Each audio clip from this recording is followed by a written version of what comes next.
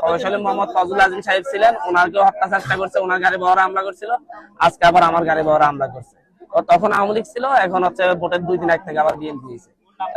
ওর নাম হচ্ছে বেলাল লেখা। আপনারা তো দেখলেন, আপনারা আমার সাথেই ছিলেন। আমরা যখন এখানে আমার ক্ষতিগ্রস্ত মানুষজনকে দেখে, আহতদেরকে দেখে আমি যখন ব্যাক করতেছিলাম, এরপরে তখন পিছন থেকে আমাদের উপর আক্রমণ করে। যদি প্রশাসন যদি না পারে সেটা প্রতিহত আমি সাধারণ মানুষকে নিয়ে করবো। আমি আছি এখানে।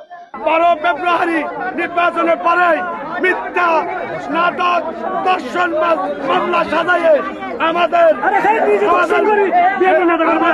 বিএনপি নেতা কর্মীদের বিরুদ্ধে অপবাদ গুজব ছড়াচ্ছে। এই দর্শনের বিরুদ্ধে আমরা এই মিথ্যা মামলার বিরুদ্ধে আজকে এই চালন্দিবাসী একত্রিত হয়ে প্রতিবাদ করতে আসলে যে আব্দুল আজান নাসিদের নেতৃত্বে বিএনপির অফিস ভাঙচুর করে।